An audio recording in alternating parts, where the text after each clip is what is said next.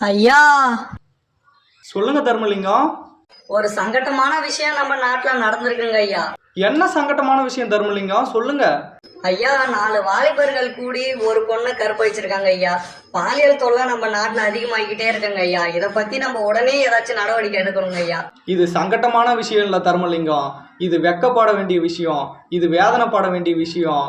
நம்ம நாடை கெட்டு குடிச்சாரா ஆக்கிட்டானுங்க. நம்ம நாடு நாசமா போச்சு. ஒரு தாயாகவும் கூட பிறந்த பிறப்பாகவும் பார்க்க வேண்டிய ஒரு பெண்ணை கருப்பழிச்சாங்கன்னு நினைக்கும் போது மனசுக்கே ரொம்ப கஷ்டமா இருக்கு தர்மலிங்கம். இதுக்கு உடனே சட்டப்படி நான் நடவடிக்கை எடுக்கிறேன் தர்மலிங்கம். பாலியல் தொல்லையில் ஈடுபடும் ஆணின் ஆண்மையை கட்டுப்படுத்தி அவனை ஆண்மை இல்லாதவனாக ஆக்க வேண்டும். இல்லை என்றால் அவன் அடையாளத்தை பறித்து கொண்டு அவன் தமிழ்நாட்டில் இருக்க தகுதியற்றவன் என்று தமிழ்நாட்டை விட்டே விலக்கி வைக்க வேண்டும். உடனடியாக தமிழ்நாட்டில் இந்த சட்டத்தை அமல்படுத்த வேண்டும். இதுவே எனது கோரிக்கை. இல்லை என்றால் தமிழ்நாட்டில் முதல் குரல் மக்களின் செல்வன் குரல் ஒலிக்கும். இந்த சட்டத்தை உடனே நம்ம நாட்டில் அமல்படுத்துங்க தர்மலிங்கம். சரிங்க ஐயா.